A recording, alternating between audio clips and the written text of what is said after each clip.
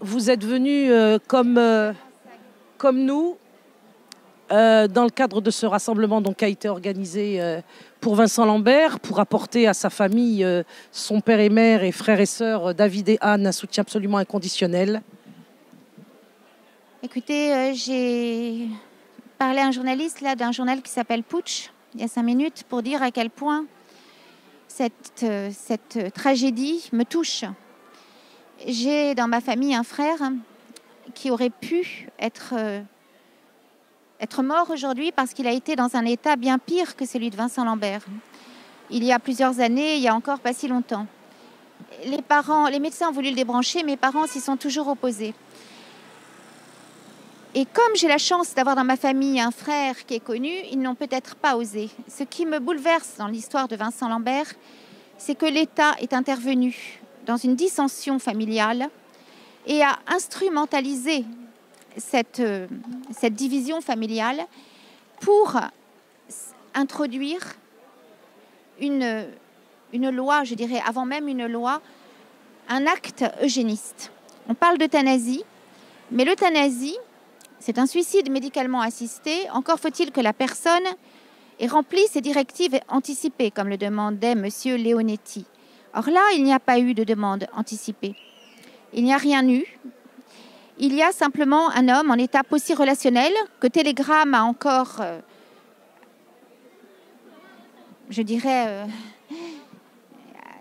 Telegram a dit tout à l'heure qu'il est en état végétatif, il y a 1 heure à peine, alors que nous avons rabâché depuis des mois que c'était simplement un handicapé en état post-relationnel. On se permet de parler d'état végétatif pour Vincent ou de légumes. Et donc, aujourd'hui, un malade en état post-relationnel, il y a peu, un enfant trisomique, ont été, je l'ai appris tout à l'heure, ont été dans le secret pour l'enfant trisomique, mis à mort dans un hôpital. Et Vincent Lambert, ce qui est terrible dans cette histoire, c'est que la Cour de cassation a contredit, a voulu casser le jugement de la Cour d'appel qui pourtant obéissait au droit international du Haut Commissariat de la personne handicapée de l'ONU. Donc l'État est intervenu, l'État s'est acharné pour mettre à mort un handicapé. Ça, je ne peux pas l'accepter. Moi, enfant de parents qui se sont battus pour sauver mon frère, enfant de parents qui m'ont toujours parlé de fascisme, etc., j'en peux plus qu'on nous dise que nous sommes d'extrême droite. J'en peux plus qu'on nous parle de peste brune. J'en peux plus qu'on mette en avant le côté religieux de la maman de Vincent, qui est une catholique traditionnelle. Si elle était talmudique, on n'en parlerait pas. Donc, je crois que ce qui est attaqué à travers Vincent, c'est l'identité profonde aussi de l'homme. C'est l'homme dans son essence. C'est l'homme dans le fait simplement qu'il ait le droit d'exister, même handicapé, même malade, même voilà. Vincent n'est pas dans le cas de la loi Leonetti, il n'est pas en fin de vie, il n'est pas en agonie, il n'est pas dans des souffrances insupportables. Et même la loi Claeys, le problème, la loi Claeys dit que l'alimentation et l'hydratation sont des traitements. C'est une hypocrisie. Le soin de l'alimentation et de l'hydratation ne sont pas des traitements. C'est le minimum que l'on doit à tout être humain. Et si cette société cesse d'alimenter, d'hydrater des personnes qui ne sont pas en fin de vie, qui sont simplement handicapées, alors honte à cette société, honte. Et cette société, je pense, pourra dire, comme ceux qui ont mis à mort Jésus sur le Golgotha, que le sang retombe sur nous et sur nos enfants. Et je ne l'espère pas, parce qu'il y a ici, en France, tous ces gens, et c'est la majorité, toute cette majorité qui n'en peut plus de cette culture de mort qu'on nous fait passer pour des droits de l'homme et pour de la dignité, et qui est une culture donc eugéniste, digne du programme Action T4 des nazis. Le peuple français n'en peut plus, le peuple européen n'en peut plus. Nous l'avons vu avec les Gilets jaunes, qui se sont mobilisés tous parce qu'ils n'en pouvaient plus de ne plus avoir la parole, parce qu'ils n'en pouvaient plus d'être traités de Gaulois réfractaires, de petits blancs, de bougnoules quand il s'agissait de personnes du Moyen-Orient. On n'en peut plus de tous ces gens qui nous divisent, qui essaient de créer des guerres entre les communautés,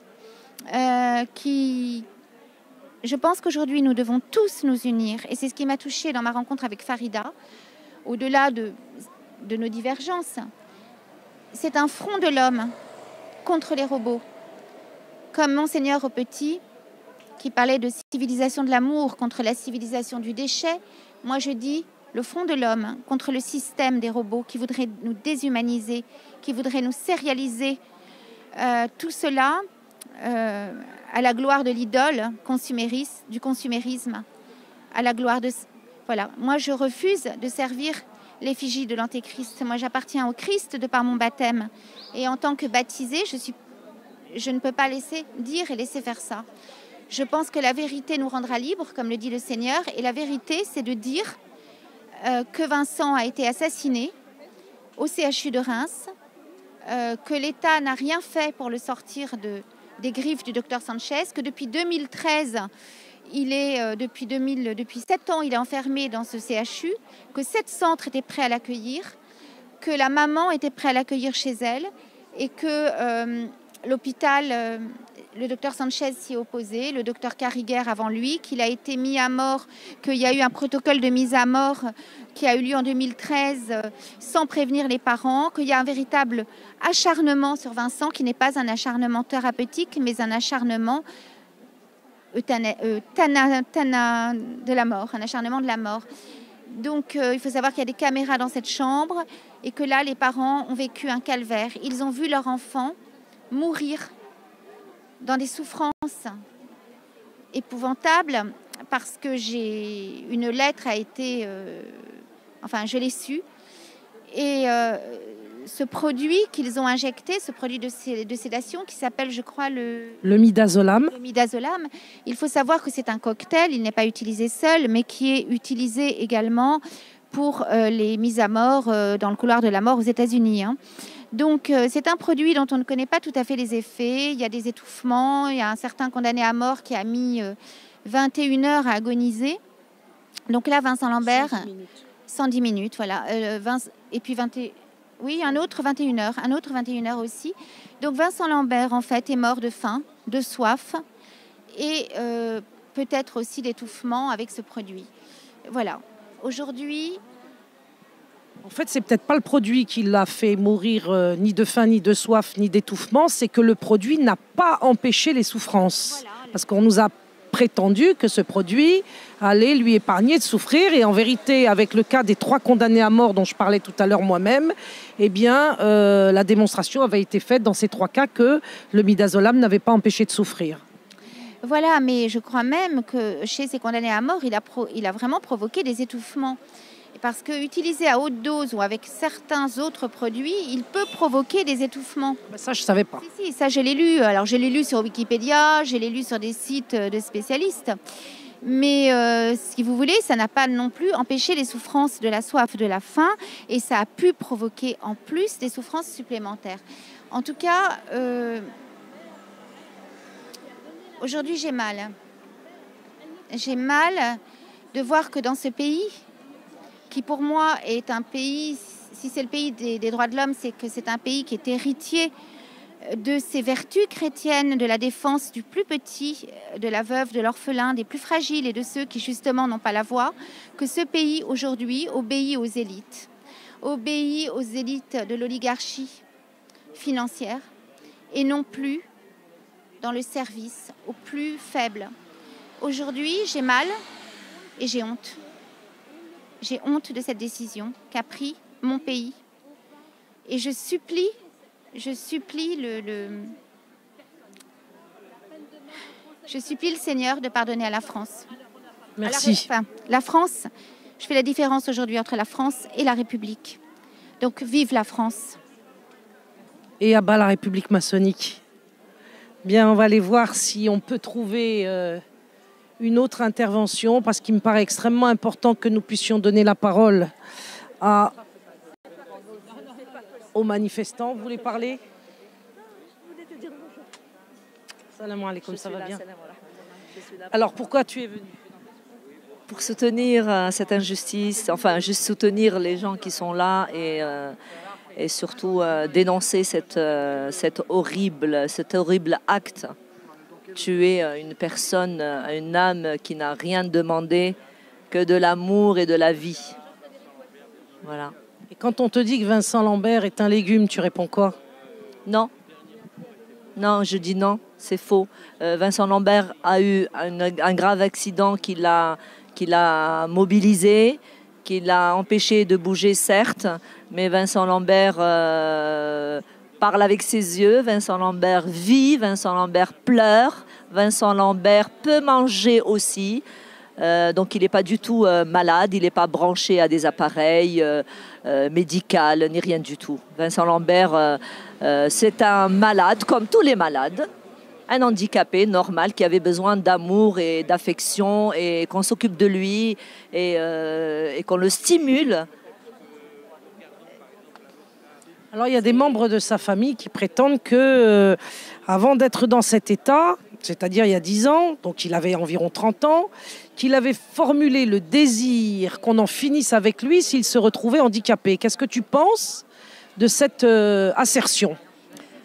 Je ne pense pas, non, je ne pense pas. Même si on a, quand on est sur un lit et qu'on est malade, et même sachant qu'on a une grave maladie, instinctivement, on se dit, j'espère que je vais encore avoir encore un moment, ne serait-ce une année, ne serait-ce quelques mois pour vivre et voir ma famille. Je ne pense pas que, même si on a la moitié de notre corps qui est parti parce qu'on a fait un grand accident, on se dit toujours, c'est pas grave. L'essentiel, je vis, je regarde, je réfléchis, je vois ma famille me donne de l'amour. C'est pas possible. Moi, récemment, j'ai eu une grande crise d'angoisse et j'avais eu la mâchoire bloquée. À un moment, j'arrivais même plus à parler. Et quand je suis arrivée aux urgences, je me suis dit, oh, Dieu merci, je revis encore. Et depuis ce jour-là, je suis dehors dans la rue à dénoncer plein de choses. Je suis avec les Gilets jaunes. Aujourd'hui, je devrais être au tribunal pour voir les jugements des Gilets jaunes, mais j'ai préféré être ici avec Vincent Lambert, même si mon cœur aussi il est là-bas. Mais depuis ce jour-là, je rentre plus chez moi, je rentre à 2 heures du matin et je suis dans la rue en train de dénoncer tout ce que je vois, tout ce qui est injuste et tout ce qui est inhumain, tout ce qui est contre l'humain. Voilà, je vous remercie. Merci. Bonjour, alors voilà, moi je suis psychomotricienne et humaine avant tout. Et je voudrais poser des questions aux médias. Bon, je sais qu'ils ne sont pas devant moi, mais j'ai des questions à leur poser.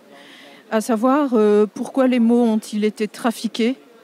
Pourquoi n'a-t-on jamais eu de reportage sur les centres qui s'occupent des personnes comme Vincent Lambert? Jamais. Moi, je suis psychomotricienne, je ne m'occupe pas de morts vivants. Et aucun personnel soignant qui s'occupe des personnes comme Vincent Lambert ne vous diront qu'ils s'occupent de morts vivants. Personne.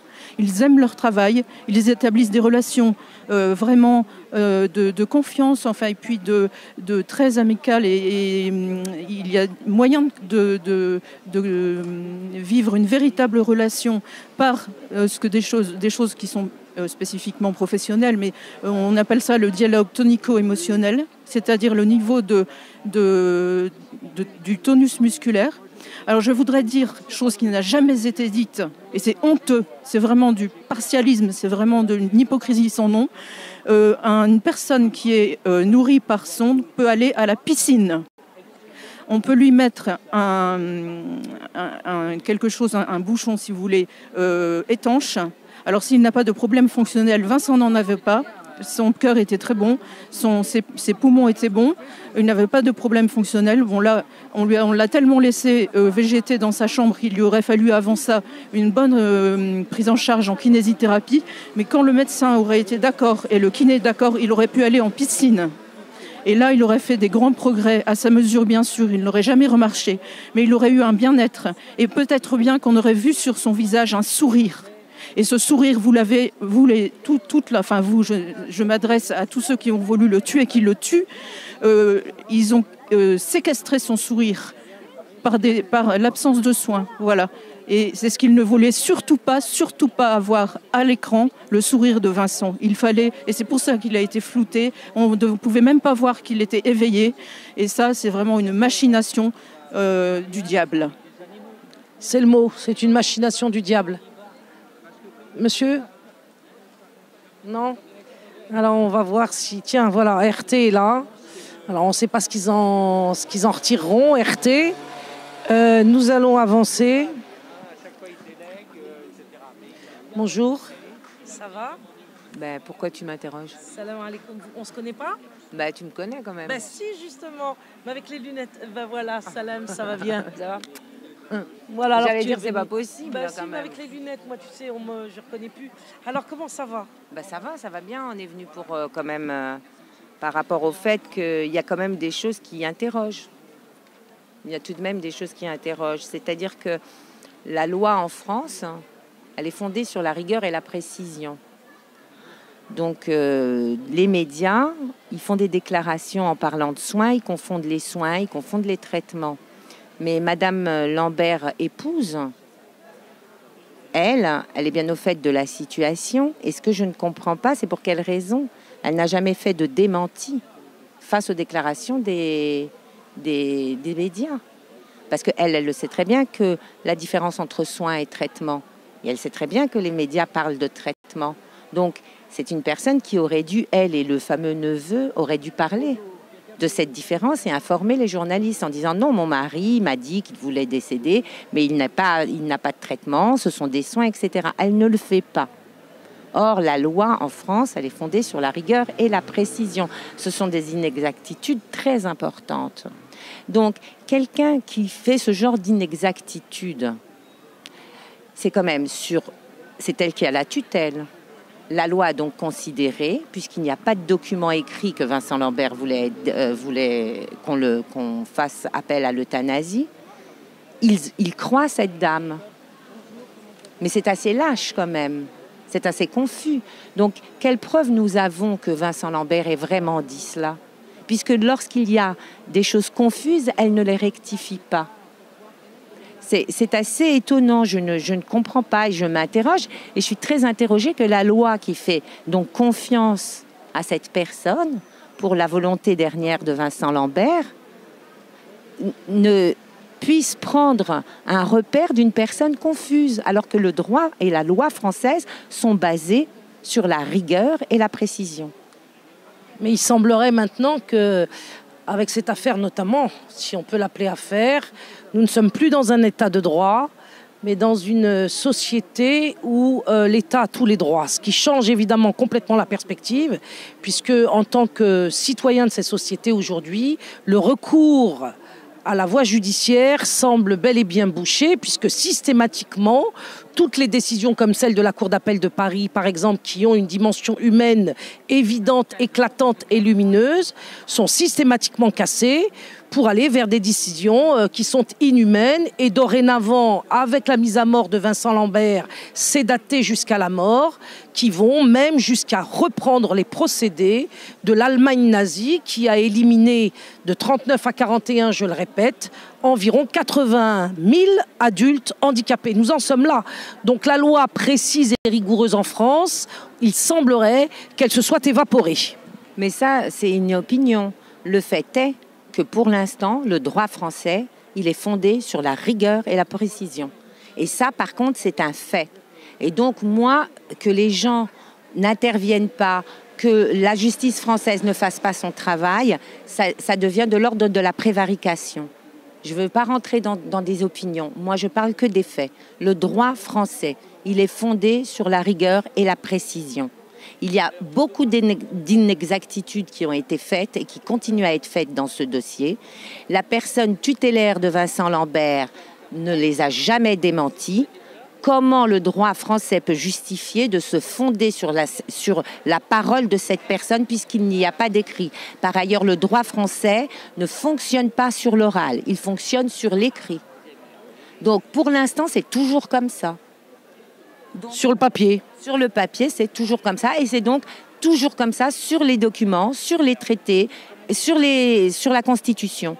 Donc moi, je m'interroge et je voudrais avoir des questions précises à ce sujet. Je voudrais aussi avoir une réponse aussi précise sur le fait que c'est le ministère des Affaires étrangères accompagné du ministère de la Santé qui s'est pourvu en cassation. Pour quelle raison le ministère des Affaires étrangères? Il n'y a pas de logique. J'aimerais bien qu'on nous explique pour quelle raison. Par ailleurs, le fait de s'être pourvu en cassation de cette façon, ça leur permet, sans avoir à légiférer, d'instituer une jurisprudence d'euthanasie. S'ils avaient dû légiférer, ces choses n'auraient peut-être pas pu avoir lieu. Mais de cette façon, ils ont institué une jurisprudence sans avoir à légiférer. Ils ont évité le débat. Donc c'est inadmissible. Euthanasie, mais là, dans le cas de Vincent Lambert, eugénisme, c'est-à-dire élimination des plus faibles de notre société. C'est pour ça que j'en référais tout à l'heure aux procédures mises en œuvre pendant la Seconde Guerre mondiale contre les handicapés. Ça reste toujours des opinions. C'est un fait historique reconnu. Il y a à Berlin un monument qui rend hommage aux handicapés assassinés par le régime nazi. Non, ça, je sais que le régime nazi était dramatique et barbare. Ça, je le sais très bien. Je parle de pour l'instant en France. En France, pour l'instant, il y a des faits, il y a du droit, il y a des lois. Merci beaucoup.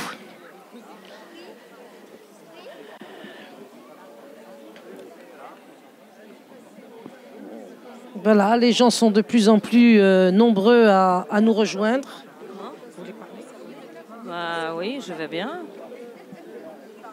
Mais alors vous êtes venu pour Vincent Lambert. je suis venue pour Monsieur Vincent Lambert que je connais pas.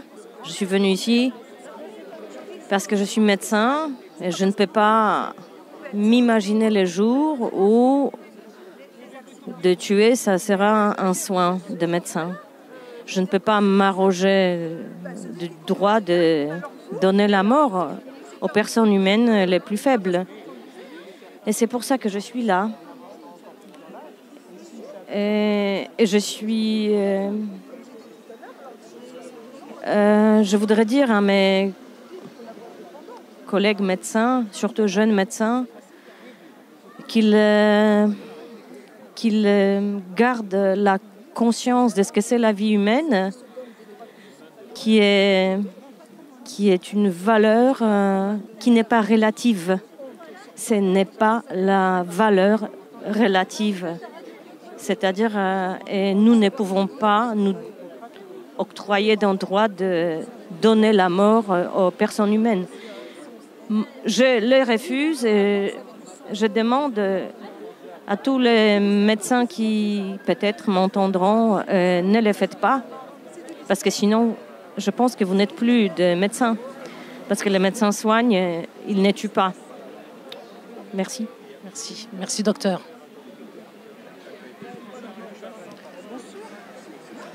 Voilà, donc il y a de plus en plus de gens qui viennent. Nous avons ici quelqu'un que je vais donc interviewer parce que je l'ai vue hors antenne tout à l'heure et elle m'a raconté l'histoire de son frère de 16 ans. Alors en quelques mots, qu'est-ce qui s'est passé? Qui c'était? Comment il s'appelait déjà?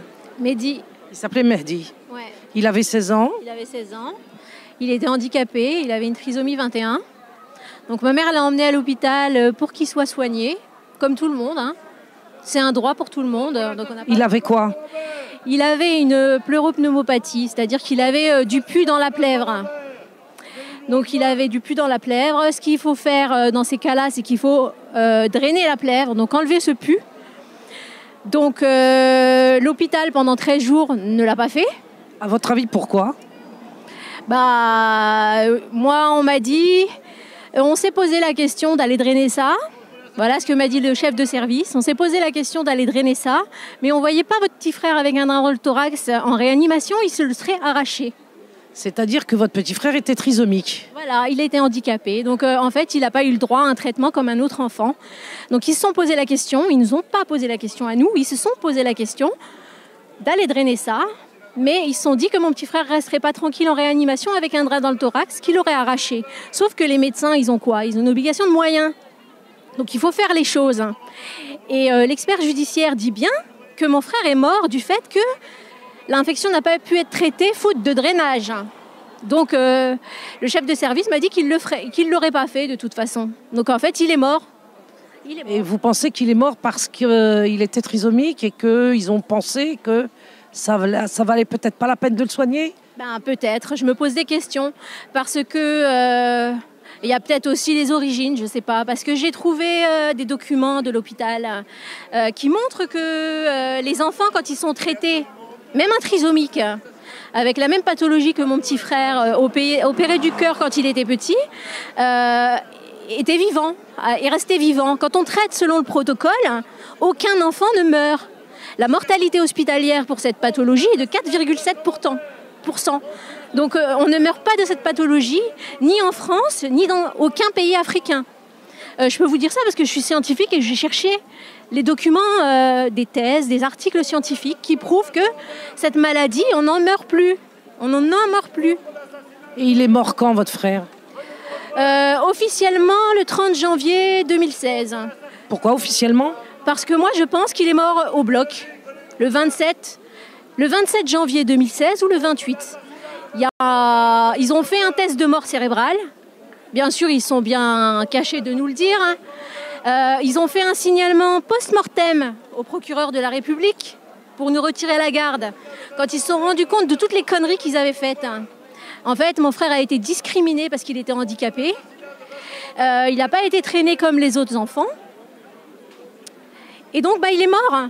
Donc moi, j'ai les preuves que tous les enfants qui ont été traités selon le protocole de l'hôpital, qui correspond aux données actuelles de la science, qui correspond même aux recommandations du collège des enseignants de pneumologie, tous ces enfants qui ont été traités selon ce protocole de l'hôpital, dans cet hôpital, sont vivants. Mon frère a été traité différemment, il est mort, c'est QFD, c'est tout ce que j'ai à dire. Je ne sais pas pourquoi. Je ne sais pas pourquoi ils ont fait ça. Je ne sais pas comment ils peuvent faire pour vivre avec ça. Mon frère, on lui a injecté une dose de kétamine avant qu'il aille au bloc. Cette dose de kétamine, ça fait 3 ans et demi qu'on la demande à l'hôpital. J'ai écrit à l'ARS, j'ai écrit au défenseur des droits. On a pris un expert judiciaire. J'ai écrit au procureur pour demander des documents. J'ai écrit au président du conseil départemental de Meurthe-et-Moselle. Parce que comment ça se fait qu'on place des enfants post-mortem? Pour moi, il était mort, mon frère. Les bilans biologiques parlent. Je suis scientifique et j'affirme que mon frère était mort. On a fait de l'obstination déraisonnable, non dans l'intérêt de mon frère, mais dans l'intérêt de l'hôpital. L'hôpital, pour se couvrir, a fait de l'obstination déraisonnable. Pourquoi faire de la dialyse sur quelqu'un qui est mort? Pourquoi cacher la dose de kétamine qu'il a envoyée, qui a fait l'arrêt cardiaque fatal? Injectée en chambre et non au bloc. Cette dose de kétamine a été injectée devant nous, au bloc. Ils n'ont rien fait devant la défaillance respiratoire. Entre le 3e étage et le bloc, imaginez bien ce qui se passe. Un arrêt cardiaque fatal, avec défaillance multiviscérale au bloc. Voilà. Et c'était fini. Et comme on fait, comme on dit, la meilleure défense, c'est l'attaque. Donc en fait, faire un signalement à la police, au procureur, pour intimider la famille, les empêcher de faire des actions, c'est juste lamentable. Voilà, accuser les autres de leur propre faute. Je suis désolée, ça se fait pas. Donc je conseille à tout le monde de regarder le documentaire qui s'appelle CHU de Strasbourg, l'art du camouflage, pour comprendre ce qui se passe. Ce qui se passe dans les hôpitaux en France, comment on camoufle les erreurs médicales, comment on rend responsables les familles et les patients de leur propre mort. C'est lamentable. Merci. Et soutien à Vincent Lambert et à sa famille.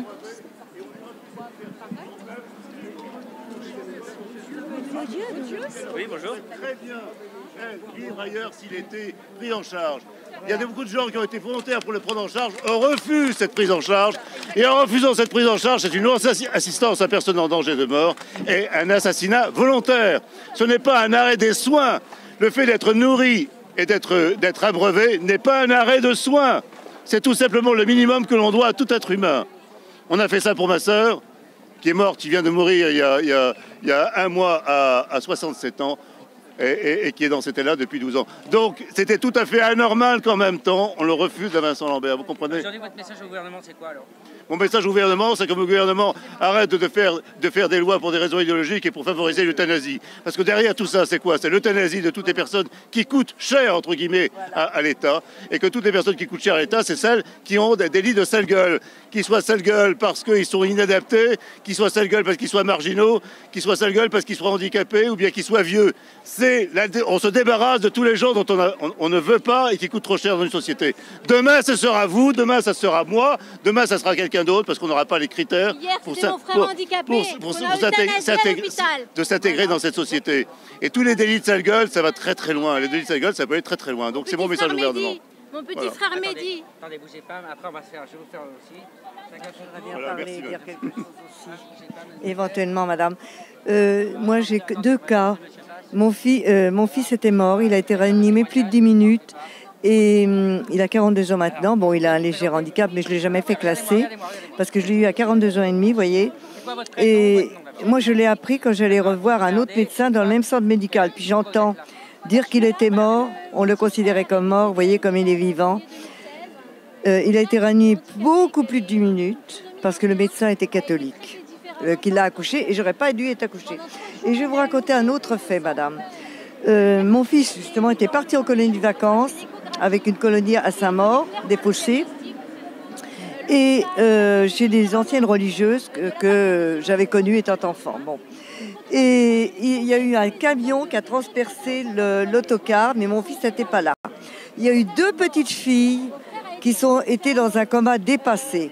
Même les religieuses qui étaient là à Saint-André, c'est il y a au moins 20 ans de ça. Oh oui, puisque Jean-Michel avait 12-13 ans, et il en a 40, donc ça fait près de 30 ans. Tout le monde disait, même les religieuses, c'est ridicule. Alors, ils étaient branchés, les filles. Hein. Et Sœur Madeleine ne disait rien, cette religieuse-là. Tous les jours, elle allait voir la petite fille. Et au bout de presque un an, elle s'est réveillée. Elle a dit, où est Sœur Madeleine? Et on l'a considérée comme morte. Et on l'a... Pourquoi, je ne sais pas, à l'époque, ça n'a pas été médiatisé, on en a juste parlé un peu dans les journaux, c'est tout. Mais là, ça a été médiatisé. Et c'est devenu à une époque où on veut faire passer l'euthanasie. Et l'eugénisme. Alors, je viens en même temps aujourd'hui pour un ami juif de religion qui s'appelle Lydie Ashman, qui est aux États-Unis, qui m'a téléphoné, qui m'a dit « Claude, vas-y ». Ça me fait penser à Hitler. Merci, madame. Merci, madame. On a fait de l'obstination déraisonnable sur mon frère. Pas dans l'intérêt de mon frère, mais dans l'intérêt de l'hôpital qui voulait se dédouaner de sa responsabilité. L'obstination déraisonnable, elle a bon dos. On l'a fait quand on veut. L'hôpital fait ce qu'il veut en France. Mon frère, on l'a gardé sous oxygène. On l'a gardé sous oxygène alors qu'il était mort cliniquement. Les bilans biologiques le disent. Mon frère était mort cliniquement. Et cet hôpital l'a gardé et l'a débranché sans nous le dire, sans aviser personne, alors qu'il était sous la responsabilité du président du conseil départemental de Meurthe-et-Moselle, qui n'était au courant de rien. Donc je suis là pour dénoncer, c'est un crime. Tout citoyen doit dénoncer les crimes. Donc je suis là aujourd'hui pour dénoncer ce crime et pour éviter qu'il y en ait d'autres. C'est inadmissible qu'on traite les enfants handicapés différemment. Tout le monde doit être soigné de la même façon. Voilà, je vous remercie. Moi, je pense que ça a été... Non, parce que je suis là pour soutenir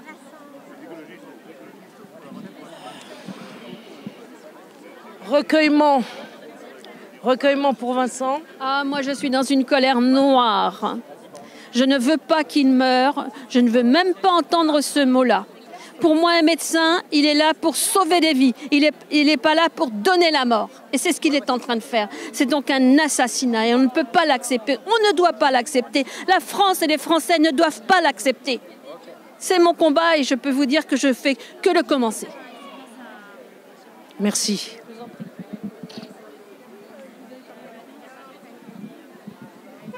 Bien, alors vous voyez, des gens nous ont rejoints. Je continue de voir si parmi tous ceux qui sont là,